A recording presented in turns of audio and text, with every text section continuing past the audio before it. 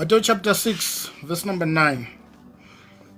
Last week sifunde from chapter 6 from verse number 1 to 8.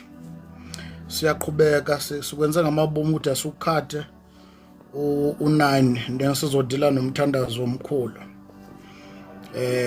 Lapha yakuthiwa intshumayelo sentabeni yaqhubeka. Uverse number 9 uthi ngakho ke anokhuleka kanje nithi Baba wethu osezulwini. Now uNkulunkulu noma uJesu usinikeze a specific place la khona lo owubaba ebe uNkulunkulu kunendawo ahlala kuyo eyibizwa ukuthi izulu. Ngoba baningi oNkulunkulu abakhonzwayo, abanye bangaphansi kwamanzi, abanye basemkhathini, abanye baseyintabeni, abanye baseyigodini zobumnyama, abanye basendlini. Kodwa uJesu usinikeze a specific place ukuthi lo uNkulunkulu esimkhonzayo kunendawo ahlala kuyo okuthiwa izulu. Number 2, ubaba kithi. Isizathu sokuthi abe ubaba kithi lo uNkulunkulu is because safika kuJohn 1 verse 12 elithi bonke abamamukelayo uJesu abanikeza ilungelo noma igunya lokuthi babe ngabantwana bakaNkulunkulu. Nawo ke uma wamamukela uJesu abe inkosi nomsindisi empilweni yakho, lokho kuyakugunyaza ukuthi ubize uNkulunkulu ukuthi ubaba wakho. Iyona yodwa indlela ekwenza ube umntwana kaNkulunkulu ukukholwa nguJesu, ngoba kunabantu bakaNkulunkulu lokuchaza ukuthi bonke abantu badalwa uyena, bese kuba nabantwana bakaNkulunkulu laba bemukela isethembiso sokuphila esavela noJesu. Ngalokho ke banikeza igunya ukuthi bebe ngabantwana ngokukholwa egameni likaJesu. So ke kwehlukile ke, kukhona abantu uma umuntu ethi sonke singaba kaNkulunkulu uqinisile, kukhona abantu bakaNkulunkulu bese kuba khona abantwana bakhe. Abantwana bakaNkulunkulu labo ke abavumile ukwamukela isethembiso ngoKristu elithi iBhayibheli isiphiwo somusa ukukholwa egameni likaJesu. Masikholwa egameni likaJesu ke sinikeza ilungelo, sifake esibelethweni sibe ngabantwana ngokuzalwa ngegazi likaJesu. So ke uma uJesu ethi kuMateyu chapter 6 uverse number 9 athi uma sithandaza sithi baba, umuntu onelungelo lokuthi ethi baba kuNkulunkulu umuntu okholwa indodana. Makuukuthi awukholwa ngoJesu awukwazi ukubiza uNkulunkulu ukuthi ubaba kithi. Kuwe akasena ubaba kuwena. Ungambiza noma ngazi noma indlela ongambiza ngayo kodwa akasena ubaba. Abanelungelo ke lokubiza uNkulunkulu laba abakholwa egameni likaJesu abambiza bathi baba. Athi chapter 9 incwadi kaJohane I think verse number 31 ethi siyazi ukuthi umthandazo wezoni uNkulunkulu akawuzwa, kodwa loyo ophila intando yakhe uyamuzwa loyo. Now ke isizathu sokuthi sizwakala embusweni basibiza uNkulunkulu ukuthi ubaba is because sinelungu sanikezwe igunya ngoJesu. Athi uJesu ku chapter 15 athi kuze kuba namhlanje ngicela ngalutho egameni lami. uJesu uyipassport, uJesu uyi-ATM, uJesu konke kugunyazwa uyena ogunyaza konke esukuthandazayo nesikucelayo, ngoba ngaye sinikeza ilungelo ukuthi sibe ngabantwana basezulwini ngenxa yegama likaJesu. So ke number 1 uthe uJesu ma sikhuleka uNkulunkulu asim-address uNkulunkulu njengobaba wethu. Now leya yobaba ke leyana has nothing to do negender ke. Sisusa igender ke ukuthi imali ithi baba wethu osezulwini kusuka kuchaza ubudoda noma waye bangashiwanga ukuthi mama wethu osezulwini. Akushiwo lokho, kusuka kuchazwa igunya noma iauthority lalomuntu esikhuluma naye lokubusa noma lokwelusa noma lokudala analo phezulu kwempilo zethu. Has nothing to do no gender. Makuthiwa ubaba kithi thina singabantwana kuyena. Now ke iyeke le debate esuke ikhona ke yokuthi uma ewubaba uNkulunkulu kithi it means kukhona umfazi nomoya engcwele. Debate ngelinye ilanga. Number 2 kuthiwa ke uNkulunkulu losikhonza kuyena usezulwini kunendawo ke kuthiwa heaven la uNkulunkulu ehlala khona. Wayeke nalama debate ukuthi izulu isihlalo sakhe sobukhosi, which is true, kodwa uNkulunkulu usinikeze iaddress ukuthi uNkulunkulu esimkhonza uhlala endaweni okuthiwa kusezulwini. Sondela number 2 lapha ku verse number 10 u10 uthi mawufike makuqhubeka lapha malingcweliswe igama lakho. Uma lo ubaba simadresayo uhlala ezulwini, the reason why size kuyena sizothandaza noma sizocela ukuthi lidunyiswe igama lakhe. Mawufunda incwadi kaJohane, kuyashisa bafethu, mawufunda incwadi kaJohane uchapter 11 verse number 4, sithola ukuthi uJesu uthola umbiko ngoLazaro ukuthi uLazaro umngani wakhe uyagula, ene ngendlela agula ngayo kubonisa ngathi uzofa. Uthi uJesu ku verse number 4 uthi lokhu kugula ekuphethe uLazaro akusikhona ukugulela ukufa, kodwa ukuthi indodana kaNkulunkulu noma uNkulunkulu akhazumuliswe ngenxa yokugula kukaLazaro. Ngamanye amagama isizathu esayenza ukuthi uLazaro evuswe ekufeni kwakungasikho ngaye, kwakuwukuthi abantu babonga uNkulunkulu bemazi ukuthi uNkulunkulu kanti uyakwazi ukuvusa umuntu efile. Sake uthi uJesu ke igama likaNkulunkulu lingcweliswe ngathi esiya kuyena. Ngamanye amagama igama likaNkulunkulu lingcweliswa ngemisebenzi yethu. Uma sisebenza abantu bambonga uNkulunkulu ukuthi uNkulunkulu laba bantu uyakwazi ubanikeza imisebenzi. Uma sishade ngemishado yethu kungcwelisa uNkulunkulu. Uma sithola ingane ngengane zethu liyangcweliswa igama likaNkulunkulu, ngoba nazi ingane masinazo. Uthi umpostoli Paul incwadini yaKorinte uthi kuwa wabafela bonke ukuthi baphila bangabasayiphilela bona kodwa baphilela yena wabafelayo. Lokhu kuchaza ukuthi impilo esiyiphila ukuphila kukodwa nje, ukuba healthy kudumo kuNkulunkulu. Abantu badumisa uNkulunkulu mababona ezalikazi ezigugile endala kodwa zikwazi ukuzihambela zizenzele izinto utho lo gogo waze wamgcina uNkulunkulu. So everything about us, noma ngathiwa sicela ini, noma ngathiwa impilo, noma ngathiwa umsebenzi, noma ngathiwa imoto, noma ngathiwa yini, sicelela ukuthi uNkulunkulu adunyiswa. Kurongo ke kufuna izinto kodwa ungayifuneli inkazimulo kaNkulunkulu, ngoba noma yini esiyifunayo siyifunela ukuthi abantu bemdumisa uNkulunkulu uma babona impilo yethu, babona ukuhamba kwethu, babona ukuyiphatha kwethu nobuhle bakho. Uma bekubuka umuhle intombazane bathe uNkulunkulu waze wayidala lengane. So ke everything esisuka siyifuna kuNkulunkulu siyifunela ukuthi abantu bamdumisa uNkulunkulu. Uma ngemnyama kanje kuthiwa ngishade neyellow bone, kuthiwa uNkulunkulu ngempela wabuzama uzwane. Emnyama kanje wathola iyellow bone, wathola into ecobezela yaze yamzama. Shothi ngamanye amagama ma kuthiwa ngithole iyellow bone kudunyiswa uNkulunkulu ngeyellow bone lami, kuthiwa waze wazameka nangu uzwane, waze wamsiza wamkhanyisela nengane zizothi uba nebala. Okusho ukuthi ke it's not about mina, it's all about uNkulunkulu ukuthi adunyiswe ngazo zonke izinto engisuka ngiyicelile. Noma ngathiwa yini empilweni, uma uthi unomuzi, umuzi wakhe kudunyiswa uNkulunkulu ngawo, bathawu siyawubonga umuzi walo wamuhle, futhi masiyokhonza siyakwazi ukuthola indawo zokulala. Okusho ukuthi ke uma kunezinto esizifunayo empilweni kodwa singayifuneli inkazimulo kaNkulunkulu kuyi-useless.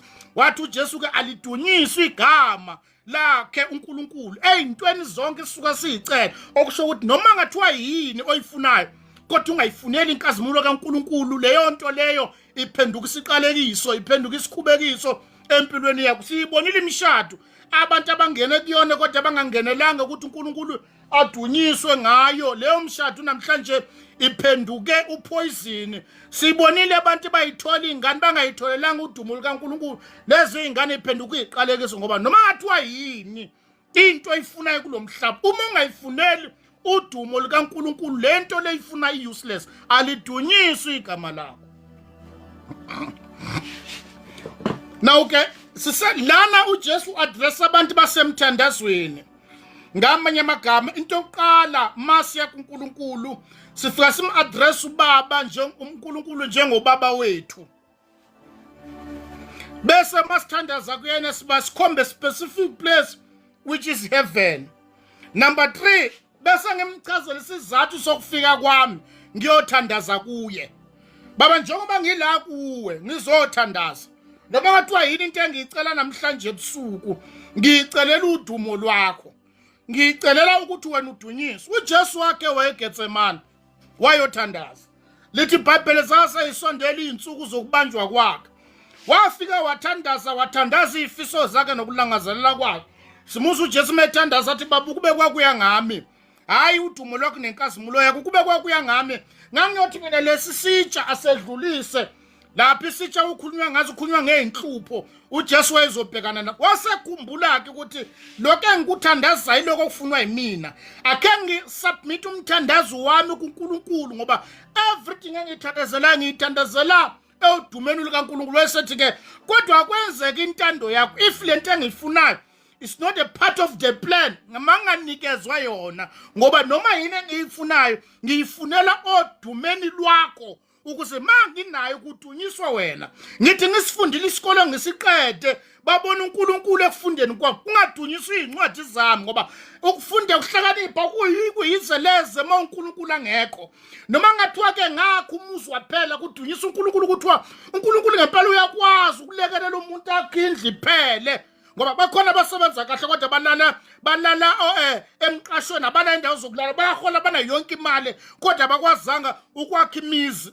Now ke everything enginayo ngenxa yodumulo alidunyiswe igama lakho. Yabona uma su understand iformula lomthandazo bancane kabe bangahlala besemthandazweni ngoba akuzona zonke izinto esihamba siyoyicela eziletha udumo kuNkulunkulu. Now you realize ukuthi lento ukuthi ayiphila izitha zami ziyobona impumelelo yakho aliletha udumo kuNkulunkulu. Lento ukuthi uyalideka itafula phambi kwezitha zami uNkulunkulu akadunyiswa ngalokho kodwa mase yakuyena siyocela izinto siyofuna impilo siyofuna noma ngathiwa yini eyoletha udumo kuNkulunkulu. Impilo yethu nokuphumelela kwengane zakhe emveni kokuthuka kwazo kumele abantu uNkulunkulu adunyiswe ngezakho izingane. That's why iminye imithandazo siyithandaza iphendulwa ngoba uNkulunkulu akaveli uyena oyisource yalezo zinto malidunyiswe igama lakho. The question is one ke zingakho izinto esizicelile nesizifunayo kodwa angeke avele uNkulunkulu ukuthi uyisource lezi zinto esizifunayo alidunyiswe igama lakho noma yini engiyifunayo namhlanje ebusuku ngiyifunela ebuhleni begama lakho ukuphila kwami uzokuphila kwami kwenezela kwami iminyaka abantu abazi wena ukuthi uyakwazi ugcina isalikazi singaphathwa ushukela singakhali ngamathambo wena unamandla okwenza lokho. So uma bengibona ngiphila kumele bakwazi ukuthi noNkulunkulu akwazi ukwenza lento. Ebudaleni bami bathe ngeke ngibe nayo ingane ngiyithole kumele bazi ukuthi uNkulunkulu onginikeza ingane ebudaleni bami. Ebudaleni bami ngiwuthola umshado sekuthiwa ngeke ngisashada kumele bazi abantu ukuthi uNkulunkulu uyakwazi ukunikeza intombazana esehlala ekhaya noma ebudaleni bami akube uNkulunkulu waziwa akudunyiswa yena ngoba yena wenza alidunyiswe igama lakho. Atu verse number 10 mawufika umbuso wakho. Uyazi ukuthi uma uJesu ememeza uJohane ememeza emfuleni waseJordan ku chapter 3 incwadi kaJohane lithi iBhayibheli wathi phendukani ngoba umbuso wezulu susondele.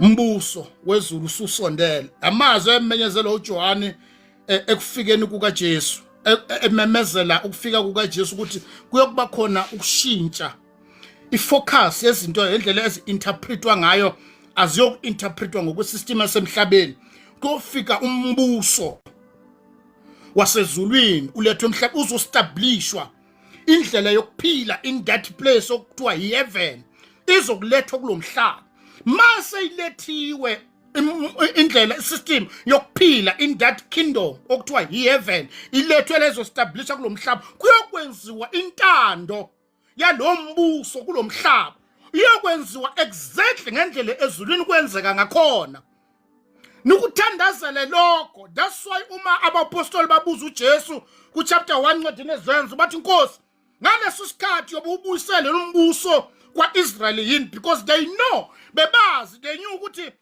uJesu uze emhlabeni kuzoestablish umbuso wasezulwini kodwa wayengakazi azoestablish emaphile nabo bebekuthandazela ukuthi akuze umbuso wasekhaya uzoestablishwa kulomhlaba. Once was-established kulomhlaba umbuso wasezulwini kokwenzeka intando yasekhaya.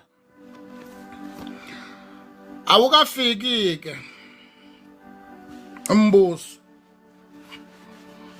ngoba nentando yasezulwini akekenzeki sithandazela lokho kuyisifiso sethu ukuthi uNkulunkulu umbuso wasekhaya uzoestablishwa kulomhlaba.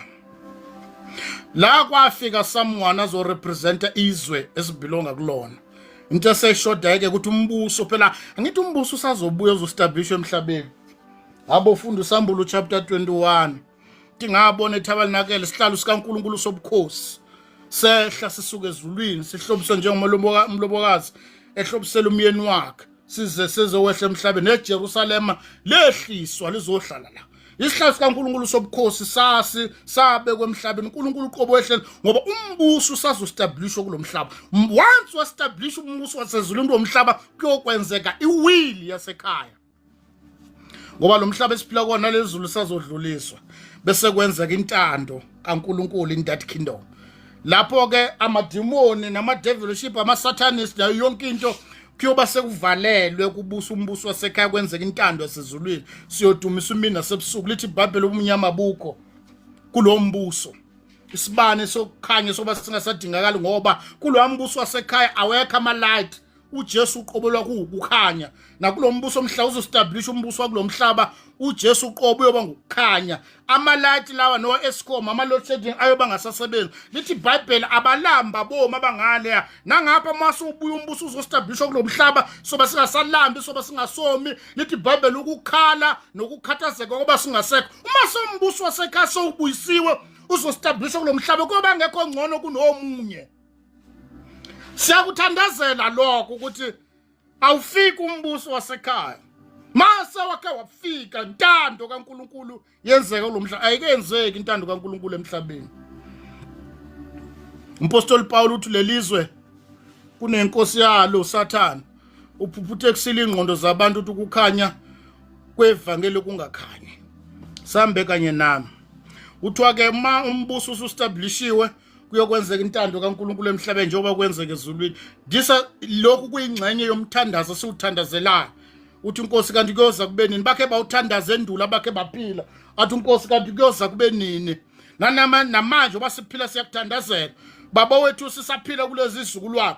Ngathi ungasikhumbula ekubuyeni kwakho nokubuyisa umbuso wakho usikhumbule nathi ukuthi singabi abanye abasalayo mhla ibandla noma mhla umbuso establish bebazi ukuthi kuyakuba khona umbuso oyodle umsebenzi oestablish bese kwenzeka intando kaNkulunkulu. Athu verse number 11 usiphe namuhla isinkwa sethu semihla ngemihla. Unceda amahubo lithi iBhayibheli abathandayo uNkulunkulu yabalungiselela ukudla basalele. Sipheke namuhla isinkwa sethu semihla ngemihla. uNkulunkulu oprovidayo ukuthi kusasa uyodlana. Chapter 6 verse number 33 la sifunda khona u33 kodwa funani ukuqala umbuso kaNkulunkulu nokulunga kwawo konke lokhu kuyokwenezela. Wathi u34 khona ningakhathaze ngangomso. uJesu wasifundisa ukuthi is the one who provides ukuthi kusasa siyodlana. Sakuthandazela nosuku lwakusasa ukuthi asiprovide ngesinkwa semihla ngemihla. Is the one who provides. So kathi verse number 34 ningakhathazeki ngekusasa. Asikwazi ukukhathaza ukuthi njoba sidlile namhlanje kusasa kuyokwenzakala because is the one who's going to provide nakusasa. Siyakuthandazela ukuthi usuku nosuku akasiprovide ukuthi siphila kanjani ngoba uyena owaziyo ukuthi kusasa lisiphathelele. Sincike kuye uyena oyisosi yokuphila kwethu. Siyakuthandazela nalokho. That's what iBhayibheli mazise zonke indlela zakho usimakade. Unganciki kokwakho uqonda. Ungarely ukuthi usebenza wena kwaHulumeni. Ungarely ukuthi wena unemali ebhankini. Ungarely ukuthi une income. Ungarely ukuthi ifridge yakho igcwele. Mazise zonke indlela zakho. Even nakusasa sithembele kuye kusasa ukuthi kuyokwenzakalani kusasa. Siphiwa yiyi inkosi. Abanye balala bangazi bawasha amabhodi bapheka kokugcina is the one who's going to provide langa lakusasa. Uthi ke uJesu verse number 10 ningakhathazeki ngakusasa. Suku lakusasa ningakhathazeki ngalo. Uyena osiphayo usinkwa semihla ngemihla. Is the one who provide. No batshela kulabo abancike kwayaba ingcebo ukuthi ayikuwe kuyingengcebo yakho. Akuyi ukuthi usebenza kuphi futhi namalini. Thina sincike kuye. Imali zethu bakhona abanezimali zonke kaze basebenzele. Khona banemali abakwazi ukuhlafuna. Amazinyo abanawo abanye badla ngamapayipi. Sincike kuye nakusasa ukuthi kuyokwenzeka la. Siphe Nkosi uNkulunkulu osiphayo isinkwa semihla ngemihla is the one who provide. Akusimali yakho, I'm telling you. Ungancike emalini yakho. Kusasa lokusayo ngathiwa imali yakho yonke ebank ayisekho. Njoba kusakusathi yonke imali yakho ayikho. Kuthi uyalandela ukuthi ayitholakala kuyashona phi. uNkulunkulu okuphayo ukudla, I'm telling you. uNkulunkulu ovula appetite. uNkulunkulu okwenza ukuthi nasesiswini sakho udigesteke is the one who provide isinkwa semihla ngemihla. Unganciki noma thuna malini ebank. Ungavuka kusasa uyisentene unganalutho. Ungavuka kusasa usuka kuleli flat ohleli kulona uyohlala emkhukhwini. Ungavuka kusasa ukuthiwa imoto osenayo ibhenki elizothatha yonke into. uNkulunkulu okuprovidayo, uNkulunkulu oyenzayo, owenza isiqiniseko sokuthi imoto yakho uyakwazi ukuyimaintain. Uyena okwazi ukuthi umaintain ingane zakho, uyena okwazi ukumaintain unkosikazi wakho, uyena owazi ukuthi ukwazi ukumaintain everything engaphansi kwesandla sakho. Unganciki kokwakho uqonda. Siphe Nkosi isinkwa sethu semihla ngemihla. Athi umpostoli Paul Metro Timotheo athi tshela abacebile ukuthi banganciki kweyabo incebo. Umuntu onemali kwesinye isikhathi abuye isacabanga ukuthi zonke lezi zinto zenziwe ngamandla akhe. Ngizomemezela namhlanje ebusuku ukuthi uJesu wasitshela ukuthi noma unemali zakho noma usebenza noma unemali yazi ukuthi uNkulunkulu okuphaya isinkwa semihla ngemihla. Sibabonile thina abantu abebenemali bacabanga ukuthi umiswe ngamandla abo, namhlanje abanalutho. uNkulunkulu oprovide naye wathi uJesu isinkwa semihla ngemihla sisicela kuye. Noma ngathi uma uvula everything right yazi ukuthi is the one ongakwenza kwenzeka naloko ucabanga ukuthi wenziwa ngemali yakho. Usimakade usinikeza isinkwa. Ibhayibheli abathandayo bathi basalele uyabalungiselela. And as a result, uma isinkwa sisithola from the source uNkulunkulu, noma ngathi lezi zinkwa ezikhandwe kuphi, zifakwe mapha amakhimikali, ngoba vele asiveli kithi sisinikezwe uye.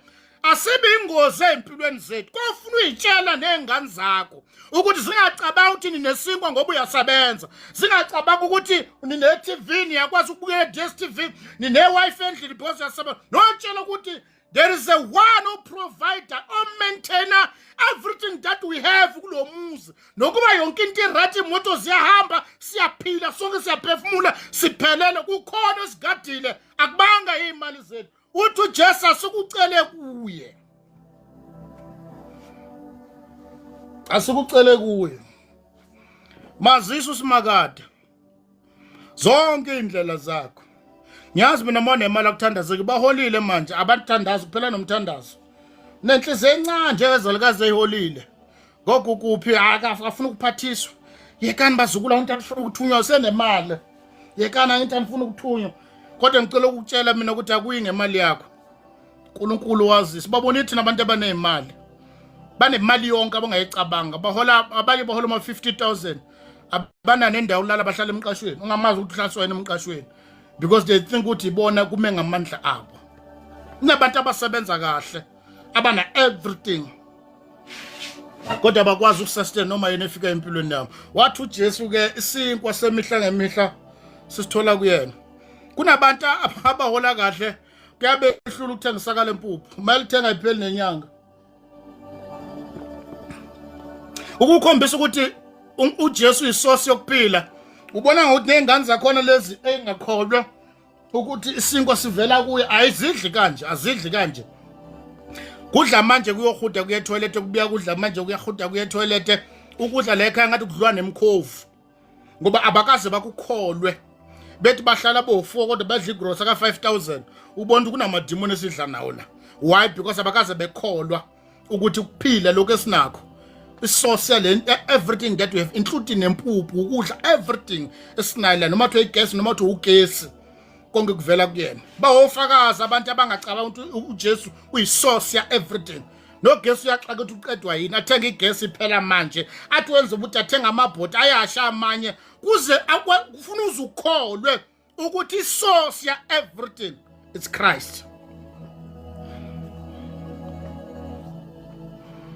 Sipheke Nkosi isinkwa semihla ngemihla. Akuyi ngamandla akho, ngicela ukukutshela mina kuyi ngama athini uzu accept ukuthi inkosi eyenzayo. ayikho into yokuhamba kahle, kufuna uku-accept ukuthi ngempela siphiwa inkosi, phiwa inkosi, sinkwa semihla ngemihla.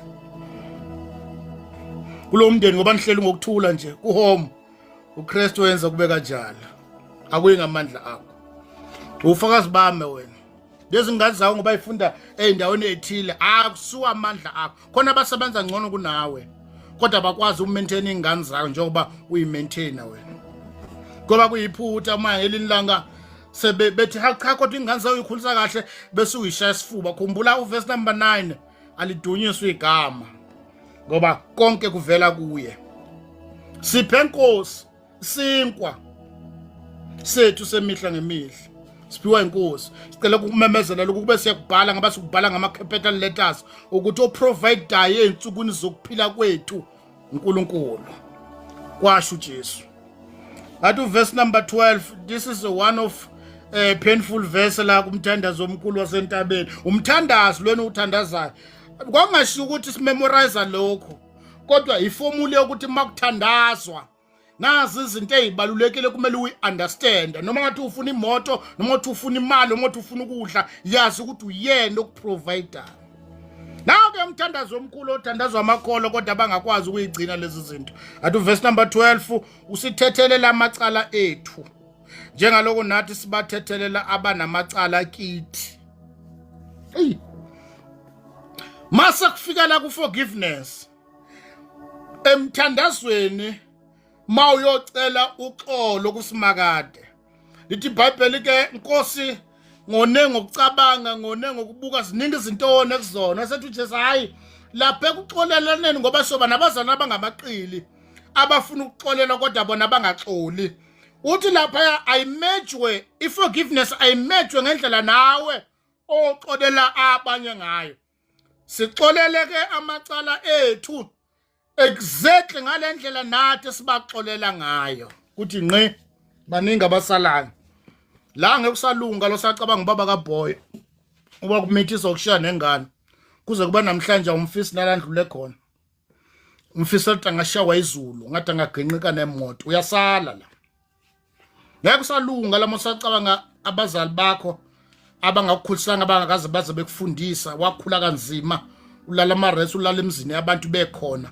Sewufundile manje bafuna imali kuwe, bafuna ubasupporte. Ngeke ulunge wena, ngeke ulunge ufuna ukubakhipha insaka, ngeke ulunge la. Uthi uJesu ke kuyaxolwa, uxolwa noma uthi indoda yabukisa ngawe, yakulanda ekhaya kini yafika yakuzofaka emzini, ihamba yalala kuthiwa you must forgive them. Same imeasurement oyisebenzisile yokuxola kuthiwa nawe uyoxolela ngaleyo ndlela. Kwasho uJesu, uyazi uJesu ukuhlangabezana nani, uyazi uJesu ukuthi bakugile kangakanani, uyakwazi uJesu. Anginandawo nabefundisi bathi abefundisi babo encourage uthini, kodwa uJesu uthi you must forgive and forget. Sizathu salokho ukuthi nawe ulindele ukuxolelwa. That's why forgiveness it's a process, kodwa uNkulunkulu ekwazi ukukulekelela uxolo, ukwazi ukudlulisa. Abanye basikhuluma nje basale nezifo abangakwazi ukuthi bayithatha kanjani, abanye bathola sekuphakathi uthi usibani bani ongwenza ukuthi, abanye baxoshiswe emsebenzini athi usibani bani wangixoshisayo. Kodwa uthi uJesu ke lapha emthandazweni omkhulu ma uyocela uNkulunkulu akuxolele, uNkulunkulu akenze exactly ngendlela nawe ulindele ukuxoleleka ngayo. Baningi siyasala. Mina ngiyazi ungangichazela ngconywana nto ukuthi I understand, uqinisile ngi-understand, kodwa uJesu uyazi ukuthi ulinyazwe kangakanani. Athi uverse number 15, kepha uma ningathetheleli, abana lesi uthi uJesu asinifundise lokhu. Chapter 28 verse number 8, nibafundisa ukugcina konke ngani yalanga. uJesu uthe ibandla lifundiswe lokhu. 7 step of dimension, 3 power of glory, 7 step of prosperity. So ubuya ngawuthe uJesu asinifundise lokhu. Nabazalana abanamaqhubu, nabazalana abanenhliziyo ezincane, nabantu abangabaphiwe, abangabafuni eduze kwabo, futhi ukuze kwaziyo ukuthi umzalwane sibani bani awumfuni. Kodwa uJesu uthe asinifundise lokhu. Kuverse number 15 uthi kumele sinifundise ukuthi kepha uma ningathetheleli abantu iziphambeko zabo, noyihlo akaye kunithetheleli iziphambeko zenu. Ngqi uJesu usho njalo. sewuvuthe ukhuluma ngelimi, sewuthe Rondo, Rama, Acha, Banana, Robinho, Ricardo, umalume ukhethile abashana bayanda, uthe uJesu sitshela befundisi nebandla lonke namabishop ukuthi uma kunabantu eningabaxolele, uJesu uthi ibandla lifundiswe litshelwe kusinke la eupstairs ukuthi uma abantu ungabaxolela abantu iziphambeko zabo, uJesu uthe nawe angeke akuxolele. Mphinde sifuna ukukumemezela lokhu namhlanje ebusuku uphila ukwazi ukuthi uthe uJesu abantu abangaxoli ngeke baxolelwe. Umxolela kanjani umuntu engaxoli? Uthe uJesu xola ngoba nawe ulindele ukuxolelwa.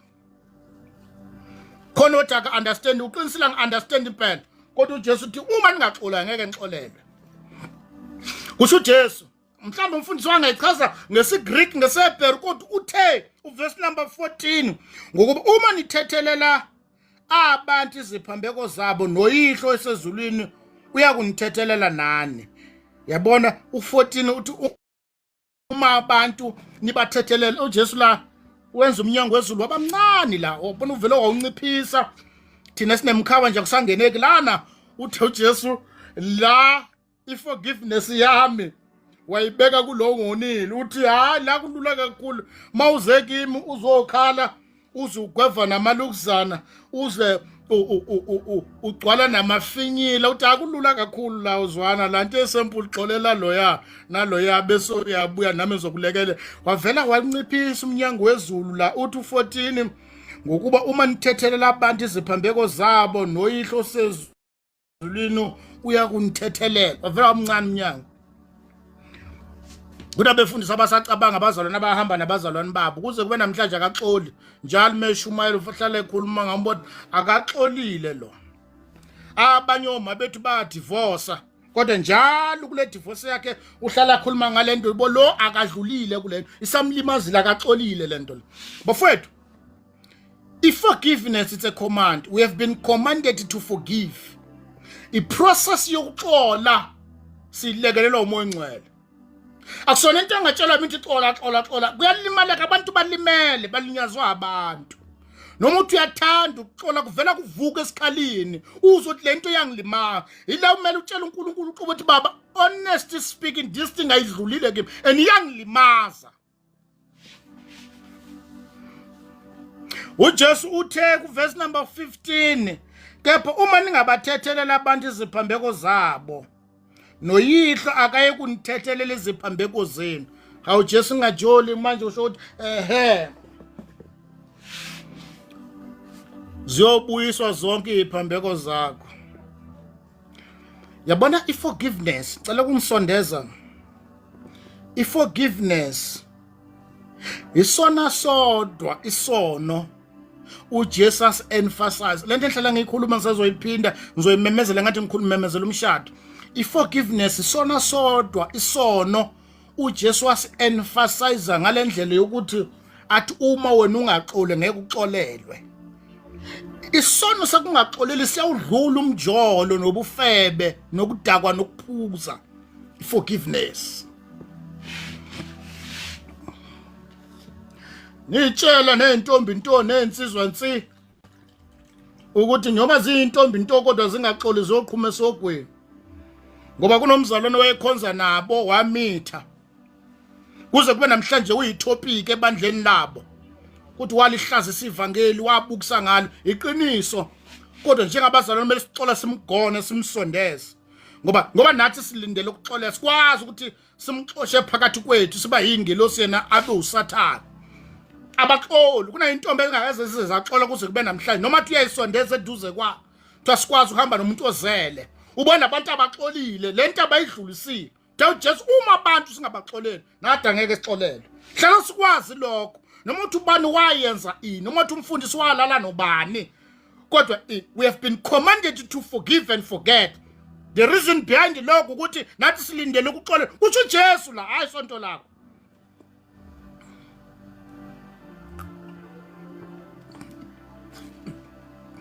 Uthi sinifundise lokhu uKristu.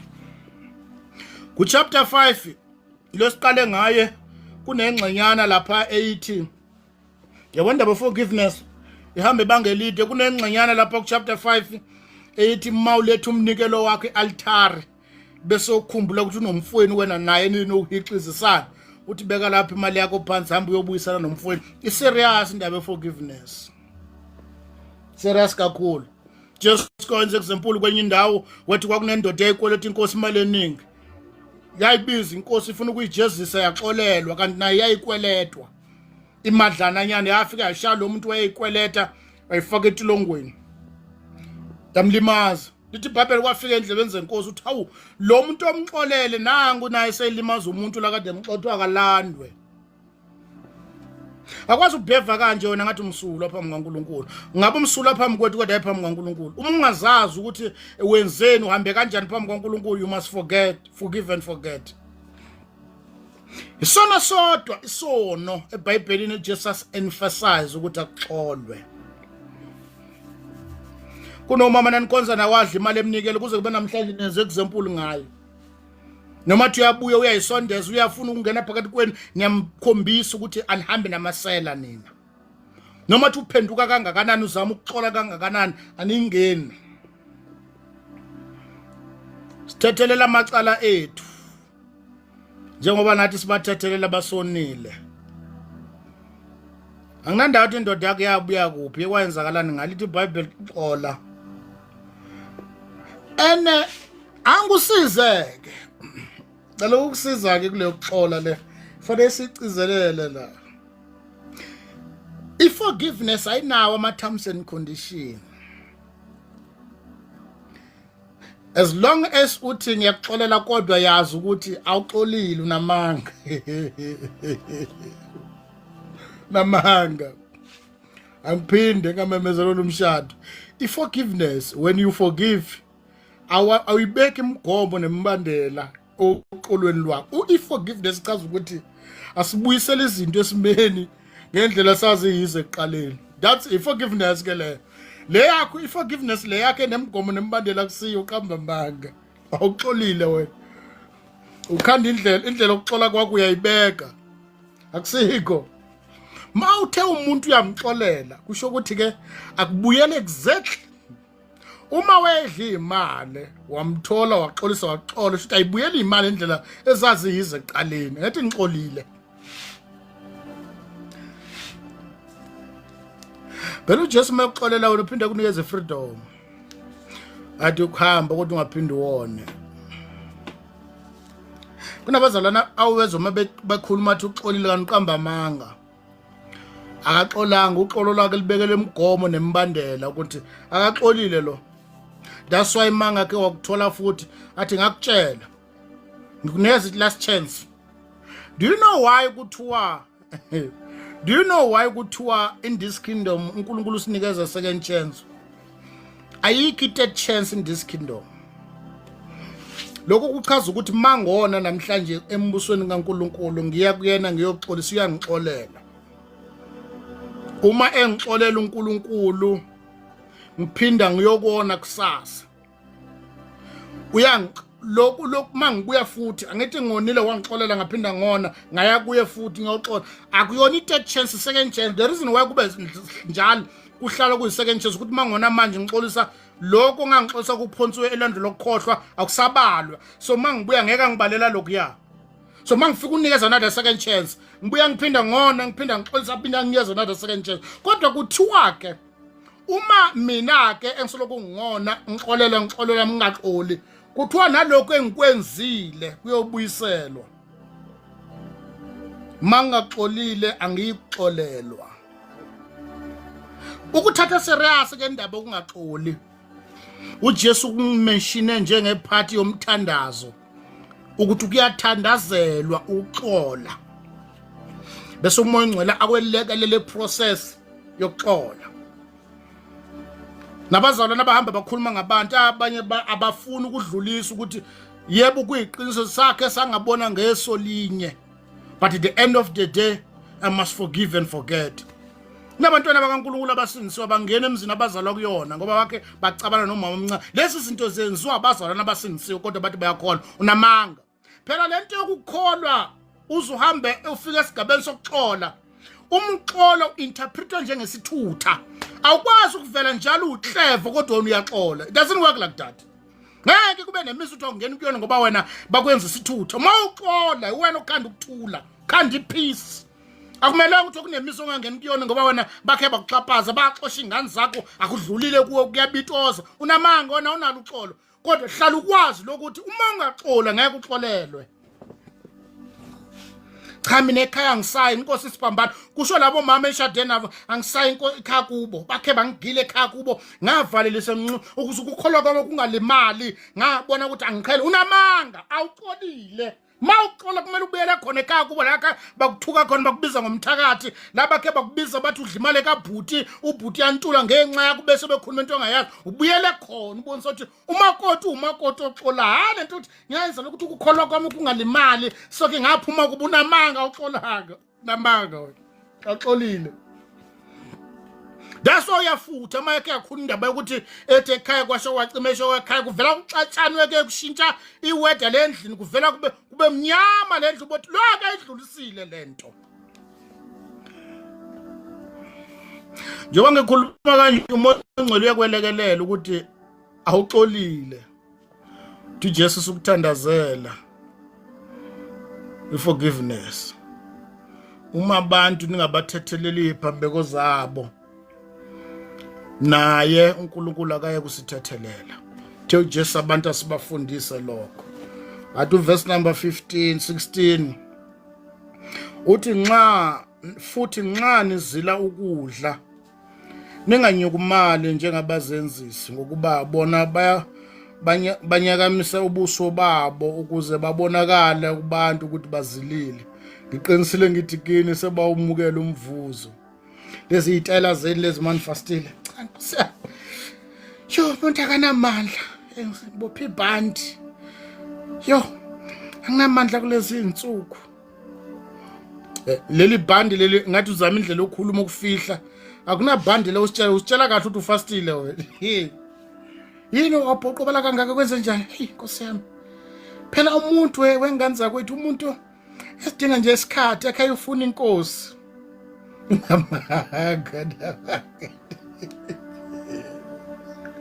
Asithule siyabuka. Wena ubonakala ekseni ukuthi ufastile, Nkosi malanga uyizodlela ezabula kakhona. Enye izingasho lutho uyizwa manje cha ukudla kweni Nkosi yami ngiyacela. Ngifuna uze ngichaze into eningi ngicela ningadlele eduze kwa oyifastile Nkosi malanga. Isitshela ngezitayela cha kusami itayela ikhaftizela. Ngicela ningayivulele la eduze kwa. Kukude ezulwini.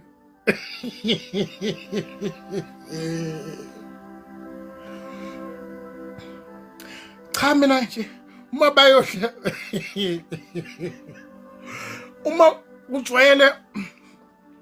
kujwayele kuyothengwa uma kujwayele kuyothengwa cha Nkosi yami namhlanje bafethu ngicela nje ningiphathele amanzi ngizoba right nje kwenze njani cha nje amanzi right futhi okwesibili ngiyacela ngicela ningadlele eduze kwami please uma nidla ngicela nje banesikhathi sami ngizobukhe ngithola iBhayibheli lami ngihlelela ngale nje no hayi ukuthi uthi fasteli kabi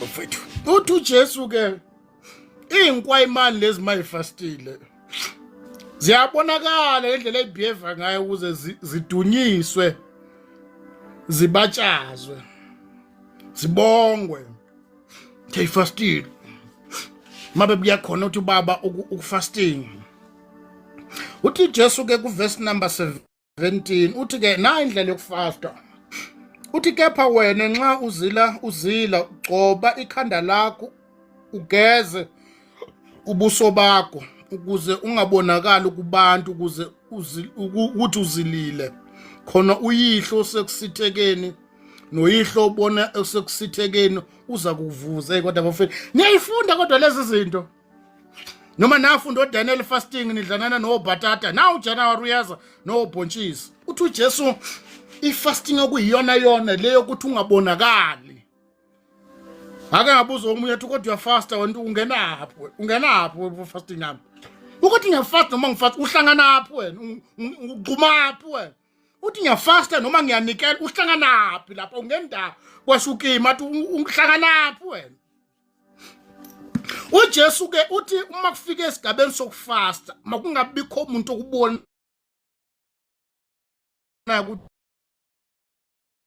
ufasta ibhandi yo cishe ngafa asingabazi ukuthi bebefastile umuzwa mase ebuye efakaza ngesonto cha bafethu kulezi insuku ngike ngathi nje ake ngithathe ezibenti ke ngiyofuna inkosi ngiyakhumbula ngesuku lesithi yavela inkosi ngoba ayihlali ngakhulumi lingesikule lokhu ukuthi yavela inkosi ngaphusha ngangithi ngizozithatha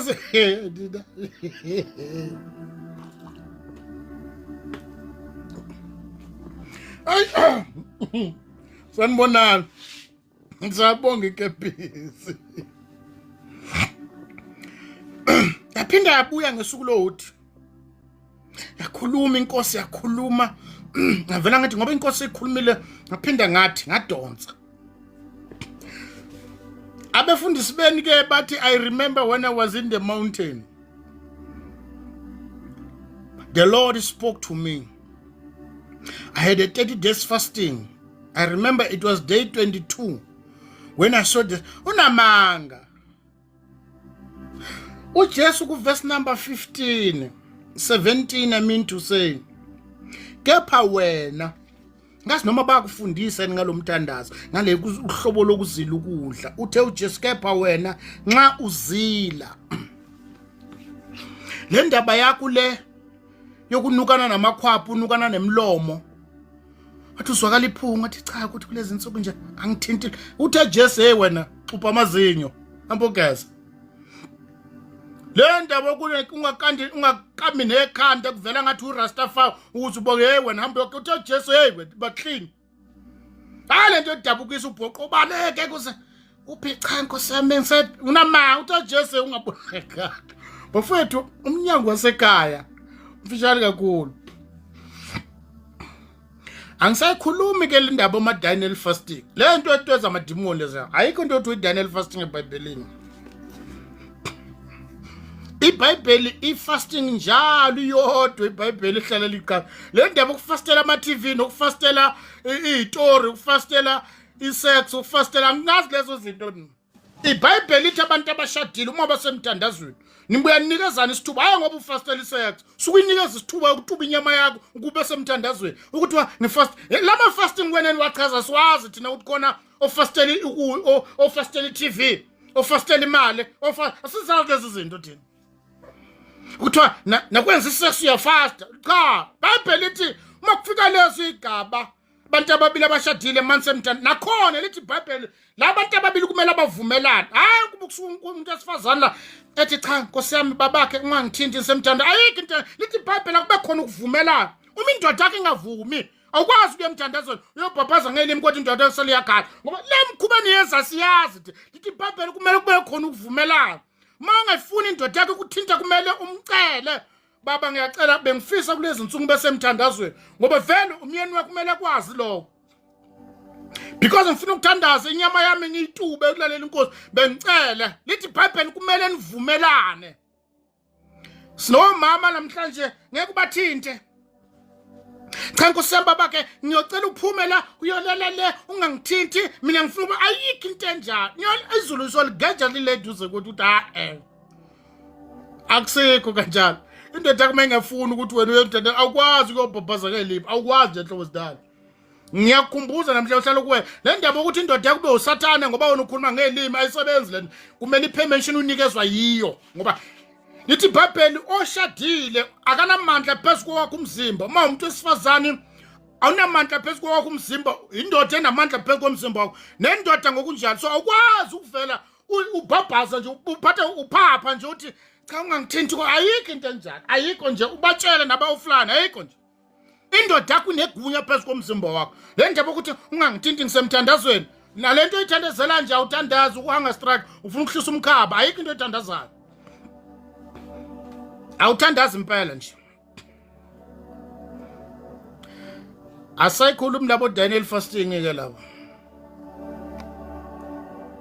Ake ngawubamba uDaniel fasting ngikwenye indawo ungangibuza ukuthi ngikuphi. Kuphi sasidla ubhontshisi. Sidla ubhontshisi nobhatata. Abafika nje kulanga. Ngicela ukukutshela mina, ngicela ukukutshela kulesonto leni nibamba u21 days fasting uhamba noma nawo bhatata nobhontshisi namanga. Akusi Daniel fasting le ayidlela nina nje ningama hayi kuthiwa ama vegetarian yini khona lokho. Nina ngincisha inyama nifuna impilo nje. That's why ngiceda ukulukuzana ukule fasting 21 days niba fresh. Shadrach, Abednego noMeshach no Daniel lapha eBabylon. Kunezinto abebeyitshelwe uNkulunkulu in the Old Testament. Number 1, uhlobo lokudla okwangamele bakudle bona njengeingulube onogwashi zonke ukudla ongetshisi ongahlukanisile. Number 2, bese ukuthi eBabylon ngoba kwakunezithixo inyama eyayihlatshwa yayisacrifice kuma altars iyobikwa leyo nyama kuleyo ndawo njengokukhulunyelwa emsamo kodwa ezithixweni zaseBabylon. So uma lezi zinto bezazi abafana laba besuke eJerusalem bethunjelwe eBabylon, lithi iBhayibheli ba decide ukuthi statement sithi banquma ukuthi abakwazi ukuyingcolisa ngokudla okusetafuleni lenkosi. Why kumele bathi abakwazi ukuyingcolisa? Because kwakunohlobo lokudla ongamela bakudle, lokhu kudla kuhamba kuyobikwa kuma altar. Lithi iBhayibheli bayikhethela ukuthi kungcono badle imfini, hayi ukuthi babambe ifasting emfinini. Cha, they've decided kungcono sidla imfini ngoba imfini ayibikwe altar, likho igazi elichithwe altar. Number 2, ayihlukanisile imfini, akukho ngulube nanani imfini. Bese uqhamuka umfundisi wakathi there is a Daniel fasting unamanga.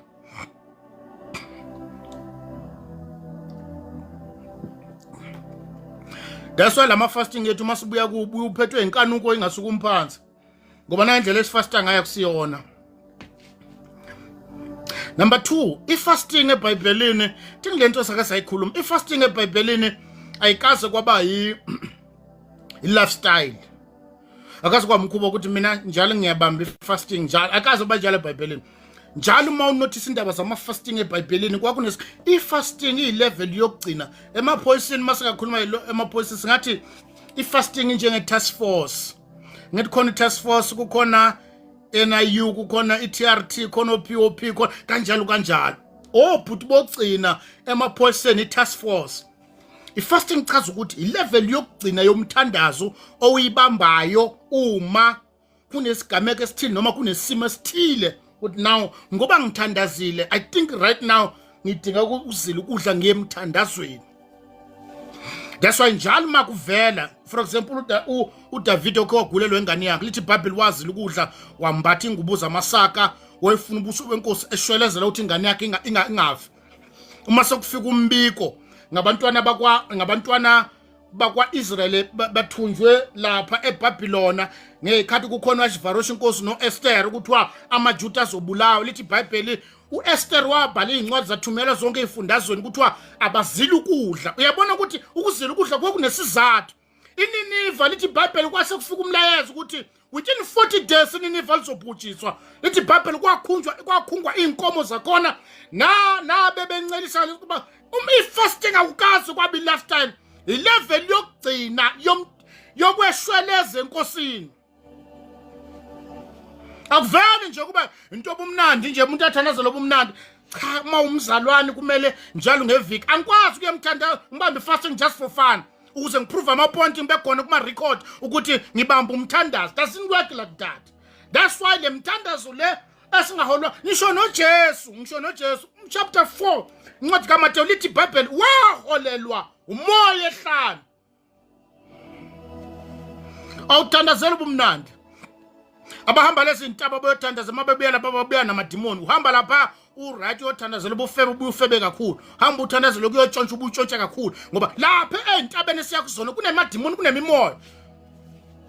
Uhamba kulezi igodi mobuya khona kuyobheda. The Holy Spirit sometimes must lead you. Wena mawuzila ukudla kusho uJesu, wena mawuzila ukudla coba geza mususinikosela ngamazinyo lothi usemthandazweni vela nuka bhubhubhu umuntu wakhona akaxubhi lutho uthi angeke ngixubhe phela ngifanele ngithinta lutho namanga to just geza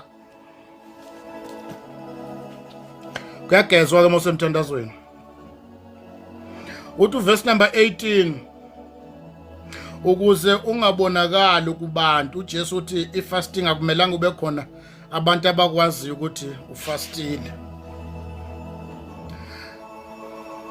athi verse number 19 concerning indaba yencebo iBhayibheli uJesu wathi asenifundise lokho verse number 19 uthi ningazibekeli ingcebo emhlabeni lapho kukhona inundu nokuqhwala nalapho amasela afohla khona eba uJesu uthi ingcebo iyabekwa uverse number 19 uthi uverse number 20 uthi kepha zibekeleni ingcebo ezulwini lapho kungoni nundu nokuqhwala nalapho amasela angafohli ebe khona. Okay, now there kukhona indlela kanti yokubhenka uJesu uthi kuyabhenkwa ekhaya uyakwazi ukubeka ingcebo yakho ekhaya. Na umbuzo ke uthi hawu kanjani ngingathi ngisemhlabeni kodwa ngikwazi ukubeka ingcebo ekhaya la khona ngeke izilimali. Yebo kanjani Matthew chapter 25 uthi uma nibona abahluphekayo nibanakekela nisuka nenzela mina sothi ngamagama ingcebo yenu seyikimi kamanje senikwaletwa yimina. Uma nibona umuntu ohambaza nimthengela impahla osesibhedlela nibavashe lezi zinto esuka nizenzela abantu abadingayo nisuka nizenzela mina. Indlela yokubeka ingcebo. Athi umpostoli Paul kuGalatians chapter 6 verse number 9 uthi ngoba sisasenethuba lokwenza kahle lokunikela asenzeni kahle uthi ngoba sisasenethuba lokunikela senzeni kahle kubo bonke abantu besithi ethi kakhulukazi kwabendlu okukholwa uthi ngesikhathi sifanele siyokuvuna. Ngamanye amagama uma usukubona umuntu odinga noswelayo ithuba kuwe lokubeka ingcebo yakho ekhaya ezulwini ngoba kuba khona usuku la khona thina sonke siyakubonakaliswa phambi kwesihlalo sikaKristu ilona lwamukeliswa njengokusebenza kwakhe ngoba uma unikela ngapho uma unakekela ngapho ubeka ingcebo yakho awuyibekanga amabhenki okuthiwa iCapitec isasebenzi kodwa uma uinvest lithi iBhayibheli onakekela ompofu utshele kuJehova satshelwa uJesu lokuthi that's what sithi we give where there is a need sinikela esidingweni ngoba once sinikela esidingweni we know ukuthi si-invest embusweni.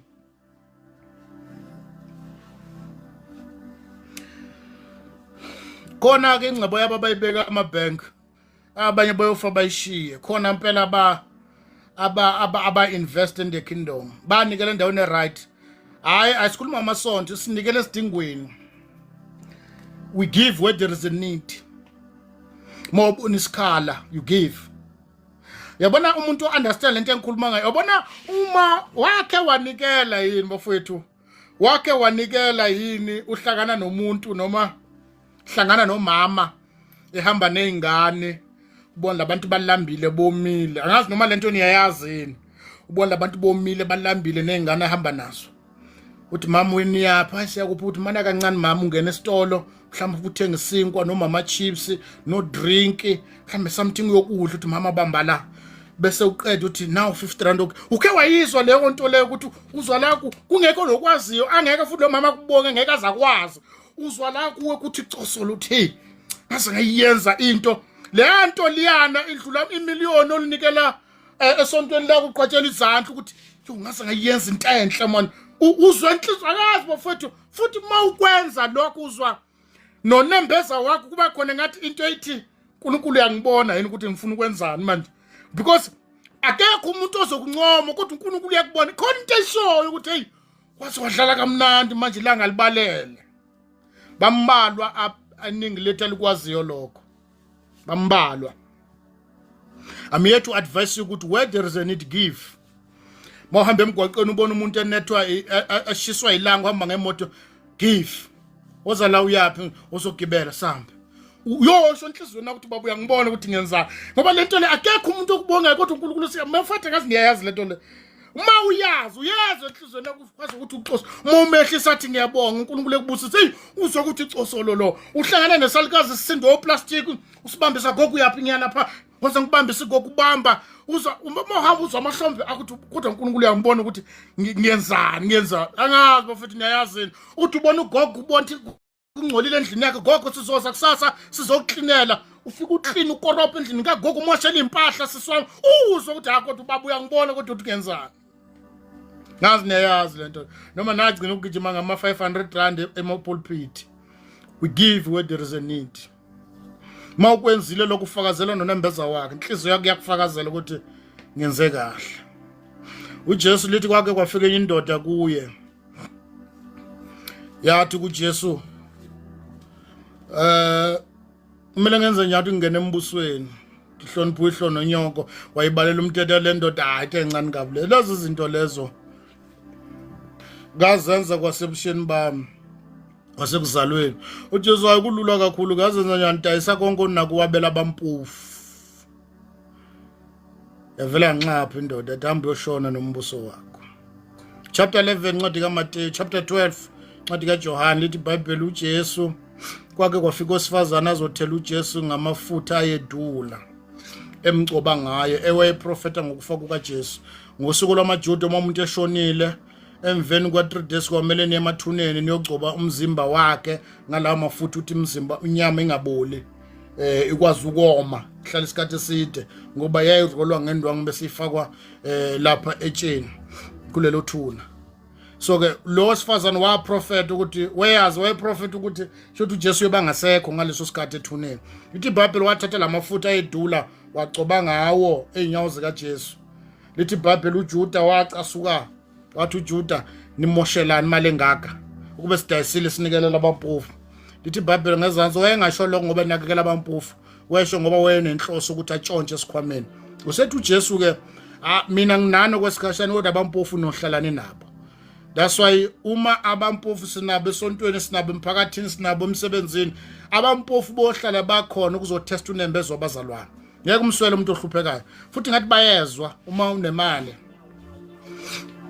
uthi ungena esipawuthi uyathenga uvela kunogogo omphambi kwakhe solukabanela nosente nembeza wakati awumbonini ukuthi ugogo ushoda ngemali uthi uphuma eminyango uthola omunye ehlafuna isinkwa sisodwa nembeza ukuthi uyabona ushoda ngodrink ngathi lento engikhuluma niyayazi mfowethu noma ninayazi naze emasontweni ngenzeka ningayazi mhlawumbe naze emasontweni angazi noma niyayazi lento engishoyo